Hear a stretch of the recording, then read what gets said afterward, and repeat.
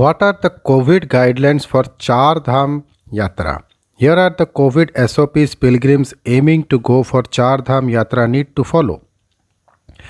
The Uttarakhand High Court on Thursday lifted its stay on the Char Dham Yatra, allowing the state government to hold the pilgrimage under a strict COVID-19 protocol. Removing the ban on the Yatra, a High Court division bench comprising Chief Justice R.S. Chauhan and Justice Alok Kumar Verma said the pilgrimage will start with certain restrictions. What are the standard operating procedures specified by the court for Char Dham Yatra? The Uttarakhand High Court has put a daily limit on the number of devotees visiting the temples. The number is 800 for Kedarnath Dham, 1200 for Badrinath Dham, 600 for Gangotri and 400 for Yamunotri. Carrying a negative report of COVID-19 test will be mandatory for all visitors embarking on the Char Dham Yatra. Pilgrims will also need to carry a COVID vaccination certificate for traveling to the holy sites.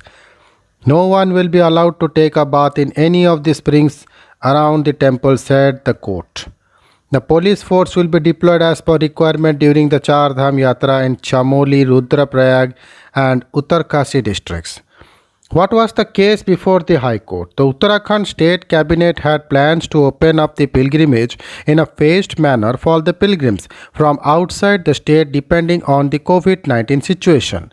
However, the Uttarakhand High Court on June 28 put a stay on the Char Dham Yatra till further orders while hearing public interest litigations related to spike in COVID-19 cases, lack of health facilities and other factors. The state government had filed a special leave petition against this order in the Supreme Court. However, this could not be heard. Advocate General S.N. Babulkar and CSC Chandrasekhar Rawat had recently requested a High Court bench headed by Chief Justice R.S. Chauhan to vacate the ban on travel. However, the court refused to hear it, citing that the matter was still pending in the Apex Court. The state recently withdrew its SLP in the Supreme Court, paving the way for High Court to hear its plea.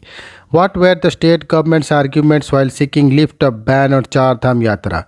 Appearing for the state government, Advocate General S.N. Babulkar and Chief Standing Advocate C.S. Rawat demanded that the ban be removed to restore the livelihood of the local people, including travel agents and priests.